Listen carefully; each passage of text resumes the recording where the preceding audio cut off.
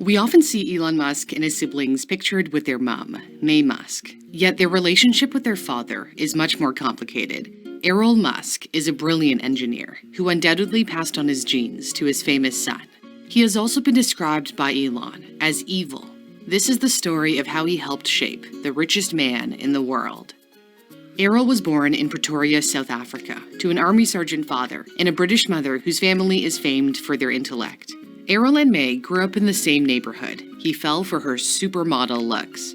She became a well-known fashion model and a dietitian. The two dated on and off at university. According to May, Errol relentlessly pursued her hand in marriage, telling Elon's biographer Ashley Vance he just never stopped proposing, reminiscent of Elon's pursuit of his first wife Justine while they were at university together in Canada. Justine described to biographer Vance how Elon would call her insistently, saying, "You always knew it was Elon because the phone would never stop ringing. The man does not take no for an answer. You can't blow him off. I do think of him as the Terminator. He locks his gaze onto something and says, 'It shall be mine.' Bit by bit, he won me over." 9 months after Errol and May tied the knot, Elon came into the world. They knew their son was special from a very young age, as Errol told South African radio station 702's The Money Show with Bruce Whitfield. He's always been a very deep thinker. When he was very small, for example, he would ask me, where is the whole world? Good question. It's a very good question. Yeah. I'm talking about when he was 3 or 4. Yeah. And these sort of questions made me realize he's a little different. The Musk family lived comfortably in Pretoria thanks to Errol's successful engineering business and his work as a real estate developer. According to Elon, his father has an extremely high IQ and is a talented electrical and mechanical engineer. Elon benefited immensely from his father's skill. Errol used to take him and his brother Kimball to his engineering job sites, where they learned how to lay bricks, install plumbing, and put in electrical wiring. It was also Errol who introduced Elon to the world of computers. When Elon was 11, he insisted that his dad take him to learn how to use the new computers that had just come out. He was far too young to attend a course hosted at the University of the Witwatersrand in Johannesburg, but his dad managed to book him a spot through his engineering connections. Errol recounted what happened when Elon went to that lecture. Anyway, he went, and I left him there and took Kimball and I went off to get a hamburger, and we came back. It was a 3-hour-long thing at Wits, and we came back, and everybody came out, and no Elon, and we waited and waited, and then finally, went into those chilly halls of Wits, and found this sort of sloping lecture hall, rather, and there was Elon with his jacket and tie off, and his sleeves rolled up, in his long grey flannels, 4 feet high, talking to all these blokes from England. And when I walked up to them, the one who, some professor, he didn't even bother to sort of introduce himself. He just said to me, "This boy has to have one of these computers." Anyway, we got him one of the computers, and I got it at a discount, thank God. With that computer, Elon taught himself how to program, and he was brilliant at it. He scored an A+ on an aptitude test for programming and operating a computer when he briefly attended the University of Pretoria. According to May, he had to be retested because the university had never seen such a high score. Although from the outside, it may have appeared Elon had a happy childhood, he would say that it felt like misery, thanks in large part to Errol. May and Errol divorced in 1979 when Elon was 8. She left what she described as an abusive relationship. May struggled as a single mom. She said she'd cry when one of the kids spilled milk because she couldn't buy more milk that day. She worked several jobs to support her 3 children, bought secondhand clothes, and cooked cheap and nutritious meals for them, like bean stews. After a couple of years, Elon felt sorry that his dad was living alone and decided to move in with him in a suburb of Johannesburg. It was a decision he would come to regret. Elon told Rolling Stone, "He was such a terrible human being. You have no idea. My dad will have a carefully thought out plan of evil. He will plan evil. Almost every crime you can possibly think of, he has done. Almost every evil thing you could possibly think of, he has done."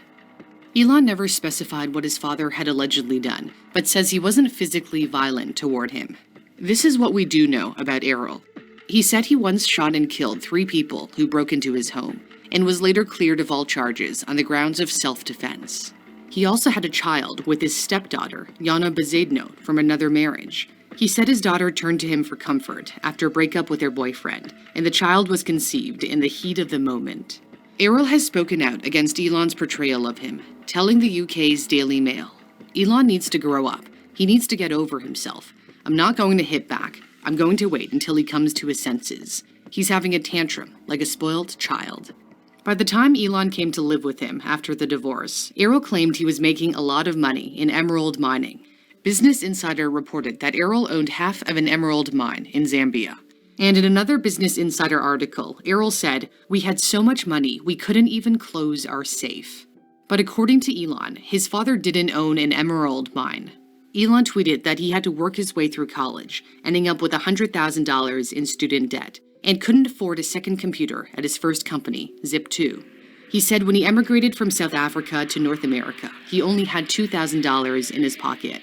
Elon's goal was always to end up in the United States, the home of all the exciting developments in technology. To get to the States, he first went to Canada, his mother's birthplace.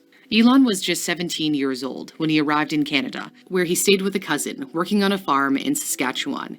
He later made his way here to Toronto, where he obtained passports for his mother, his brother, and his sister to join him. They lived for a time at 4000 Yonge Street in this rent-controlled apartment.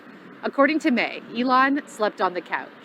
His father did not wish him well. In fact, Errol didn't think his son would make much of himself. Elon said his father told him he'd be back in South Africa in 3 months, and that he was an idiot.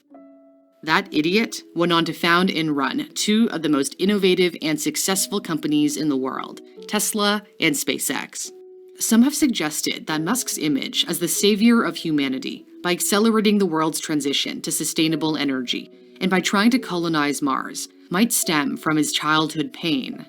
Rolling Stone wrote, "Somewhere in this trauma bond is the key to Musk's worldview, creation against destruction, of being useful versus harmful, of defending the world against evil. Does his father now believe his son will succeed and go where no man or woman has gone before?" Is Elon going to get to Mars? I mean, that's his big ambition. Yes, I don't think there's any doubt of it whatsoever. Yet it's unlikely Elon would take his father along for the ride. Their relationship remains strained. Elon Musk is now the richest person who has ever lived. If you'd like even a tiny sliver of what he earns, there's a great way to invest with my sponsor, Masterworks. Masterworks lets you invest in multi-million-dollar paintings by Picasso, Warhol, and other famous artists. Just like buying shares in Tesla, you'd buy shares in these artworks that have been securitized by the SEC. I'm really excited about working with Masterworks because I'm a huge fan of art and I try to collect what I can. I absolutely fell in love with Monet's paintings in particular when I used to live in Paris and would roam around all the museums soaking in his famous water lilies works.